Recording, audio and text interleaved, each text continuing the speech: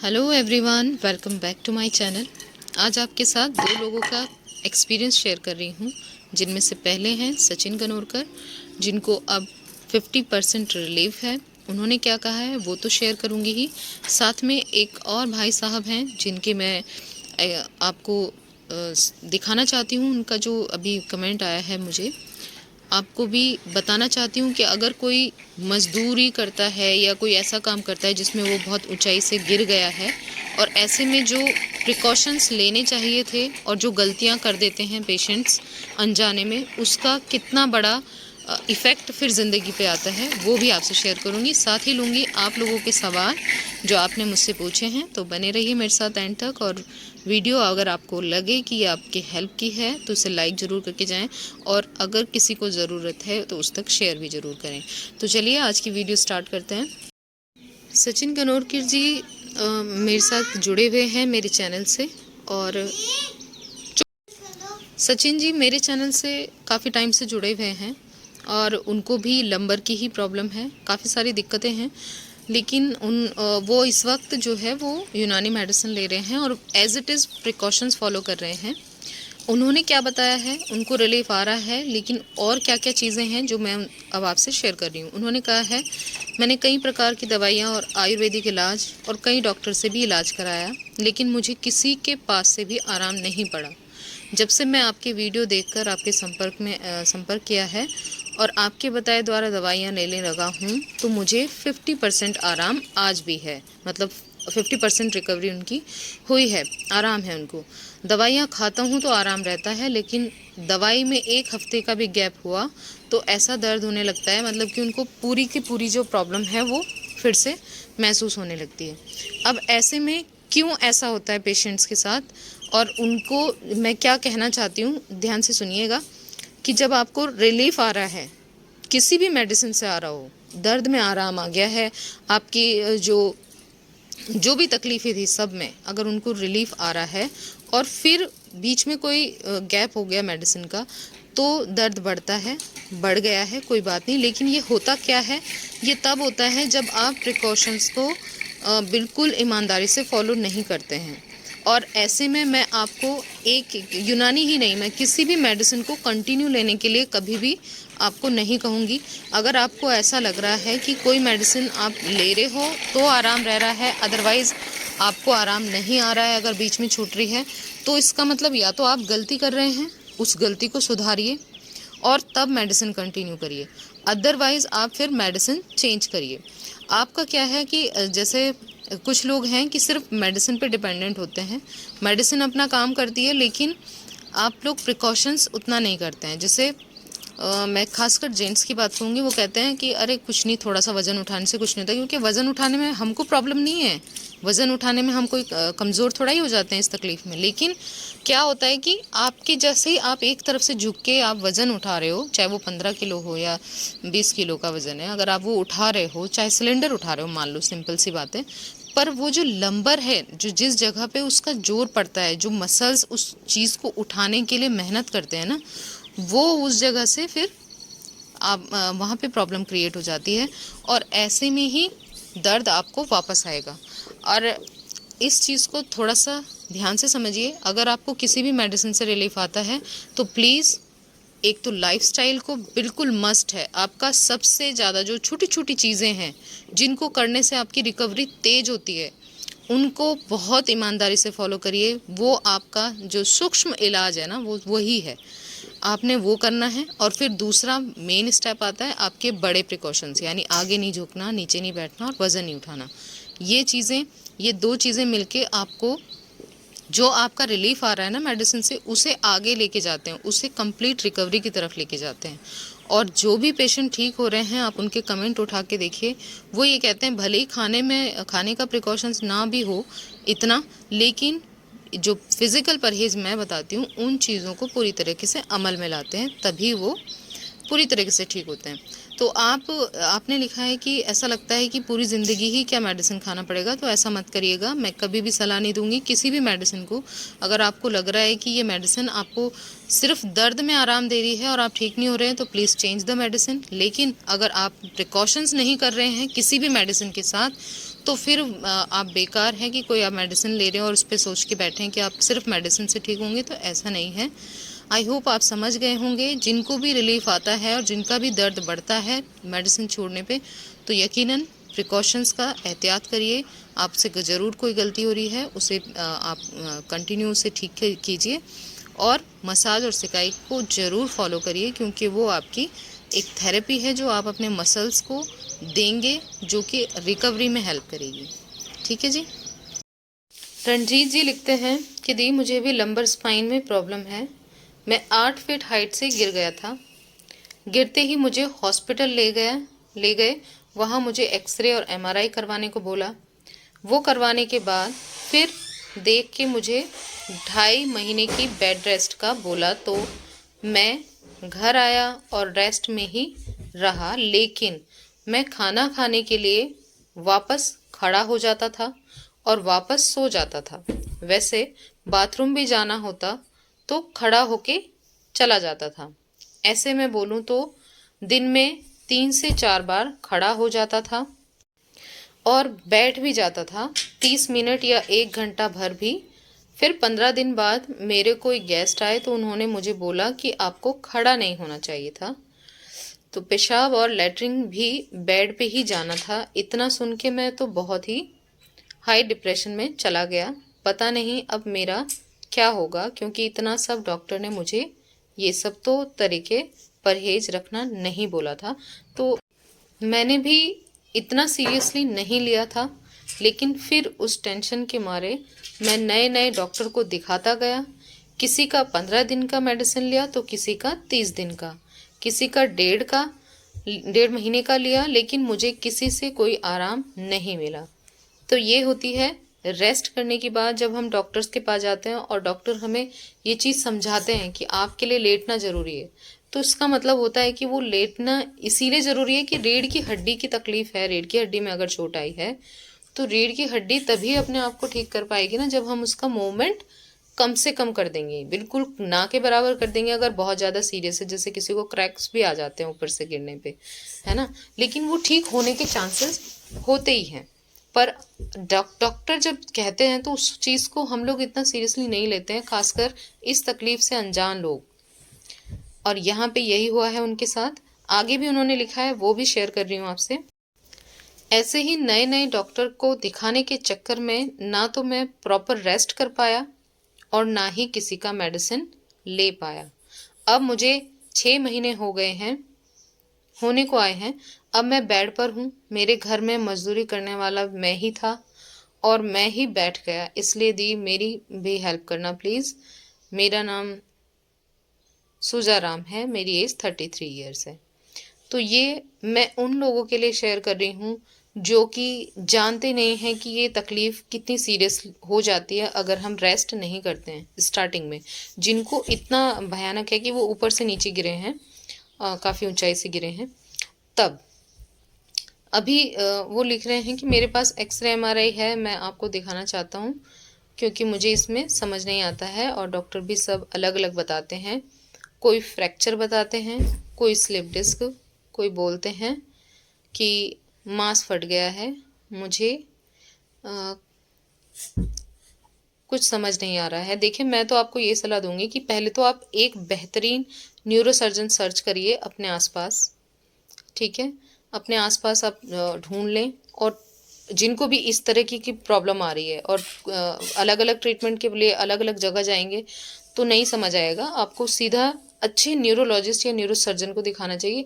Government job में government hospital वाले जो न्यूरोसर्जन होते हैं उनको सर्च करें या बेहतरीन सर्च करें अपने आसपास जो लोग बताते हैं कि उनके पास जाएं। तो ऐसे में वो आपको सही दिक्कत बताएंगे कि आपको प्रॉब्लम क्या क्या हो रही है। ठीक है, रेस्ट इसमें बहुत ज़रूरी है।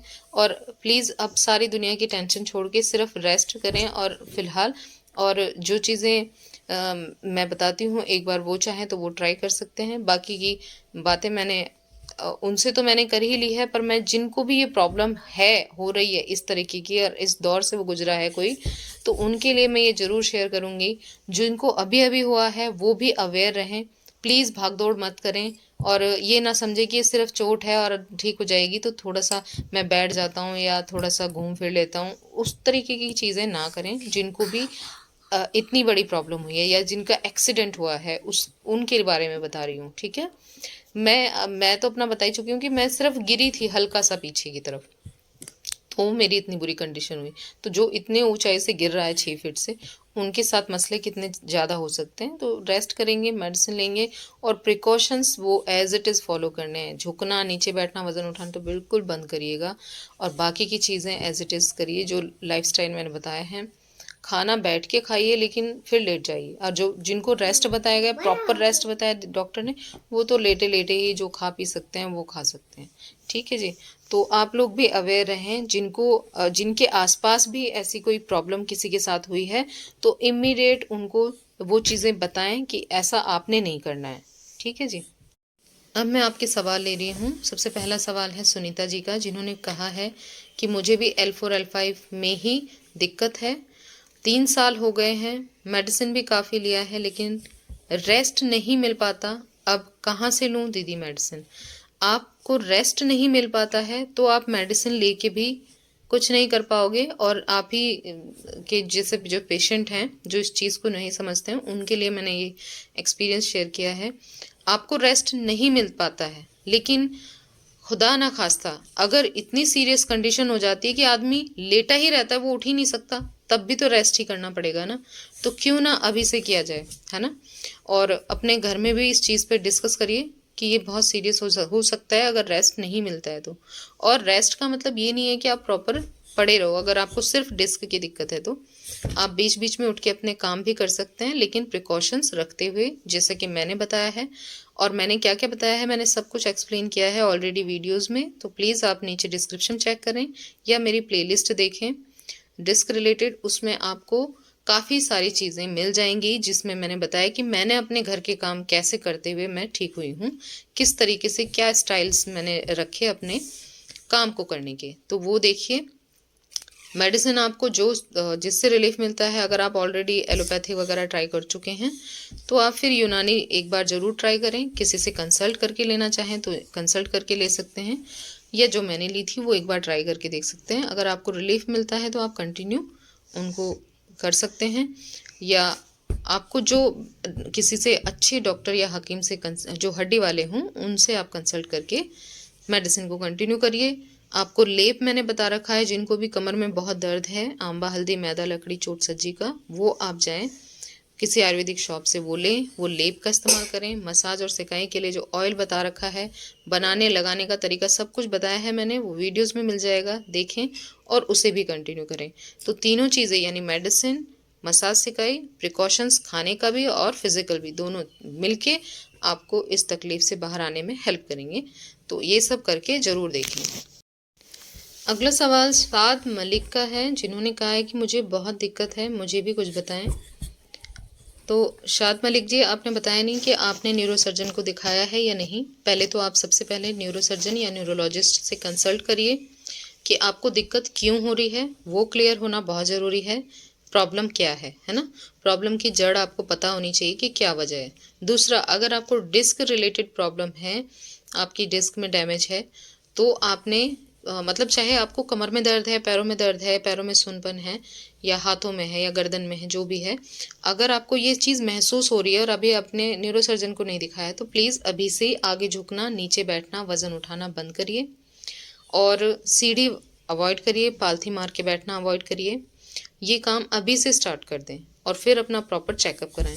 इसके बाद आपने जो भी आपको ट्रीटमेंट लेना है वो ट्रीटमेंट लेंगे, और इसके साथ एक मसाज का ऑयल जो मैंने बता रखा है वो आप बना सकते हैं घर पे ही, और उसको मसाज करनी है। टेल बोन से सिर की दिशा में हाथ ले जाना है लेकिन वापस नहीं लाना है, उसी तरफ को मसाज करते रहें। मसाज के बाद सिकाई, 15 मिनट की मसाज और 25-30 मिनट की सिकाई आपको दिन में 3 बार आपको बहुत अच्छा रिलीफ देगी, वो भी करें। आपने प्रिकॉशंस रखना है, साथ में खाने का परहेज वो अभी से करके देखें। चावल, आलू, खट्टी चीज़ें, ठंडी चीज़ें, बादी वाली चीज़ें जिनसे गैस बनती है, राजमा, छोले, उड़द दाल, ये आप बिल्कुल बंद करिए। फ्राइड चीज़ें बंद करिए। ये जब आप करना स्टार्ट करेंगे तो आपको इससे ही बहुत सारा रिलीफ आपको नज़र आने लगेगा। ठीक है, आप ये चीज़ें कंटिन्यू करिए। बाकी अगर आप ऑलरेडी आपने डिटेल्स तो नहीं दी हैं, लेकिन अगर आपने एलोपैथिक मेडिसिन ट्राई कर ली है तो दूसरे ऑप्शंस भी ज़रूर ट्राई करें। आयुर्वेदिक, होम्योपैथी या यूनानी पैथी आपको ज़रूर ट्राई करनी चाहिए मेडिसिन में। ये सब चीज़ें करके देखिए, ठीक है, तो आपको इंशाल्लाह रिलीफ मिलेगा। अगर आपको कुछ और समझ नहीं आता है तो मुझे इंस्टाग्राम पर मैसेज करें। कोई भी पेशेंट जो बहुत सीरियस है और आप हर चीज़ आप देख चुके हैं और समझ चुके हैं और उसके बाद कुछ कमी रह गई है, तब आप मुझे इंस्टाग्राम पर मैसेज करें। वहाँ पे मैं बात करती हूँ जो बहुत सीरियस पेशेंट हैं उनके साथ, ठीक है। तो देखिए आपको क्या करना है, जो मैंने बताया है पहले उससे एक बार ज़रूर करके देखें। ये लक्ष्मी जी का सवाल है कि मैम स्कूल में क्या आप टीचिंग करती थी क्या? तो टीचिंग ही तो करती थी जब मैं गिरी थी, फिर जब बिस्तर पे ही आ गई तो टीचिंग क्या करती, ठीक है। और आपने पूछा है कि क्या अब भी करती हैं क्या? तो अभी नहीं करती हूँ, मेरा छोटा बेबी था, अभी 3 साल का है, स्कूल जाने लायक हुआ नहीं है। और अभी अगर मैं करना भी चाहूँ तो मुझे ये लगता है कि मेरे लिए बहुत सारे काम हैं जो मैं ऑलरेडी कर रही हूँ, तो अब मैं टीचिंग की तरफ नहीं जाना चाहती, क्योंकि वहाँ एक पूरा लंबा प्रोसीजर होता है खड़े खड़े, और उसमें प्रॉब्लम हो सकती है, तो मैं वो चीज़ रिस्क नहीं मैं लेना चाहती, ठीक है जी। और कोई प्रॉब्लम तो नहीं होती है अब आपको, तो हाँ, मुझे कोई प्रॉब्लम नहीं है, ऊपर वाले का शुक्र है। मेरी जो सेकंड बेबी जो मेरा है वो मेरी रिकवरी के बाद ही हुआ है, और ऊपर वाले का शुक्र है, हर तरह से मैं बिल्कुल ठीक हूँ। बस मैं प्रिकॉशंस रखती हूँ। जिन लोगों को भी ये चीज़ रहती है, जो नए लोग हैं वो नहीं जानते हैं, उन्हीं के लिए शेयर कर रही हूँ कि मैं आज भी लगातार झुक के काम नहीं करती हूँ, या फिर कोई भारी वज़न मैं आज भी नहीं उठाती हूँ, ठीक है। बस ठीक होने के बाद मैंने ये 2 चीज़ें अभी भी कंटिन्यू की हैं, और ये इसलिए की हैं क्योंकि देखिए, एक तो लगातार झुकने से, जो झुक के लगातार झाड़ू लगा लिया तो, या फिर मैं झुक के नमाज़ वगैरह पढ़ती हूँ तो मतलब काफ़ी टाइम के बाद ही मुझे थरथराहट सी महसूस होती है, और वो इंडिकेशन है कि भाई मुझे ये प्रॉब्लम फिर से तो नहीं हो जाएगी, तो इसीलिए मैं डरती हूँ, मुझे नहीं जाना है उस सिचुएशन में दोबारा। तो जो लोग ठीक हो जाते हैं उनको भी यही सलाह देती हूँ कि कोई भारी वज़न ठीक होने के बाद कभी मत उठाइए, और झुक के काम मत करिए, लगातार जो झुक के करते हैं वो चीज़ें। अगला सवाल ये किसी ने पूछा है कि मेरा कमर का इलाज चल रहा है, मेरा फिजियो डॉक्टर के पास इलाज चल रहा है, लेकिन अभी भी थोड़ा फ़र्क है। तो ऑफ कोर्स अगर आप ये वीडियो देख रहे हैं, तो अगर आपको थोड़ा फ़र्क है तो उसे पूरा करिए, और उसके लिए आपको प्रिकॉशंस हर हाल में करने हैं। क्या होता है कि जिनको तकलीफ़ अभी अभी हुई है ना, वो लोग सोचते हैं कि ये कुछ ऐसी ही तकलीफ़ है जो एकदम से इस चीज़ से ठीक हो जाएगी या उस चीज़ से ठीक हो जाएगी, और ऐसे में ही वो प्रिकॉशंस नहीं लेते हैं। जो सबसे इम्पॉर्टेंट है, झुकना नहीं है आगे की तरफ, वज़न बिल्कुल नहीं उठाना है, और ज़्यादा देर बैठना नहीं है, लगातार मतलब बैठना नहीं है, ना ही लगातार खड़े होना है। इन चीज़ों को अवॉइड करिए, सीढ़ी वगैरह अवॉइड करिए, बढ़ेगी नहीं और आपको रिलीफ आने लगेगा, और वो कंप्लीट रिलीफ की तरफ लेके जाएगा। तो जो चीज़ें मैंने बताई हैं प्रिकॉशंस में, वो आप वीडियोस फॉलो करिए, नीचे डिस्क्रिप्शन चेक करिए, आपको लिंक मिल जाएंगे वीडियोस की। उस तरीके से आपने प्रिकॉशंस को लेना है ज़रूर। और मसाज और सिकाई आपकी करने की, अभी आप फिजियो ले रहे हैं तो चाहे तो मसाज सिकाई घर पे कर सकते हैं, अदरवाइज़ आपकी फिजियो चल रही है, इसलिए अभी आप सिर्फ प्रिकॉशंस फॉलो करिए। और मेडिसिन आप ज़रूर लें, एलोपैथिक लें, चाहे जो भी मेडिसिन आपको लेनी है, पर मेडिसिन ज़रूर इसके साथ इंक्लूड करें, आपकी नसों को स्ट्रॉन्ग करने के लिए, ठीक है, और आपके मसल्स को एम्पावर करने के लिए, वो ज़रूर कंटिन्यू करें। किसी ने पूछा है, रेनू वर्मा जी ने, उन्होंने पूछा है दीदी बेल्ट कौन सा लगाऊं? तो जिनको नहीं पता है मैं बताती हूँ कि डबल सपोर्ट वाली, इसमें 2 सपोर्ट होती है, मतलब एक बार लगा दिया कस के, फिर उसके ऊपर से एक और होता है, वो डबल सपोर्ट वाली लंबर बेल्ट लगानी है आप। मैंने उसकी पिक पूरी दिखा रखी है, वीडियो भी बना रखी है कौन सी बेल्ट है वो। आप मेरा स्लिप डिस्क रिलेटेड जो सेक्शन है उसमें जाके आप चेक करेंगे तो आपको दिख जाएगा, उसे देखें और वैसे ही लें, या फिर आप किसी सर्जिकल स्टोर में जाएंगे तो वहाँ पे वो ऑलरेडी आपको अच्छी वाली ही बेल्ट दिखाएंगे, उन्हें बोलिए अच्छी वाली सपोर्ट बेल्ट देना है, डबल सपोर्ट वाली, तो वो आपको वही बेल्ट देंगे, और वो कम रेट में भी मिल जाती है। जो सर्जिकल स्टोर वाले होते हैं वो कम रेट में भी अच्छी वाली बेल्ट दे देते हैं। अगला सवाल लक्की शर्मा जी का है, जिन्होंने पूछा है कि मेरा L4 L5 डिस्क का ऑपरेशन हुआ है और मुझे 9 मंथ चल रहा है। यदि मेरी डिलीवरी हुई तो जो इंजेक्शन है पीठ में लगने वाला वो कहाँ लगेगा, प्लीज़ बताएं। तो लक्की जी, इसके बारे में आप अपनी जो डॉक्टर हैं उनसे आप बात करें, उनसे कंसल्ट करिए, उनसे पूछिए, क्योंकि मेरा ना तो ऑपरेशन हुआ है, मेरी नॉर्मल डिलीवरी हुई है आफ्टर रिकवरी भी, तो मुझे इसके बारे में कुछ नहीं पता है। या फिर जिनके भी ऑपरेशन हुए हैं वो आपको बता देंगे कि कहाँ पे इंजेक्शन लगता है। तो आप अपने डॉक्टर को पहले अच्छे से बता दें ताकि उन्हें वो अवेयर रहें और न्यूरो से भी बात करके रखें आपके लिए। ठीक है, मेरी तो यही सलाह है। बाकी इसके बारे में मुझे एक्सपीरियंस कुछ नहीं है, तो मैं आपको इसके बारे में नहीं बता सकती हूँ। तो बस आज के लिए इतना ही। उम्मीद करती हूँ वीडियो आप लोगों के लिए हेल्पफुल रहे। वीडियो को लाइक, शेयर एंड सब्सक्राइब ज़रूर कर लें। अपना बहुत सारा ध्यान रखें, प्रिकॉशंस का बिल्कुल पालन करें और जल्द से जल्द ठीक हों। मुझे दुआओं में याद रखिएगा। चलिए मिलते हैं नेक्स्ट वीडियो में।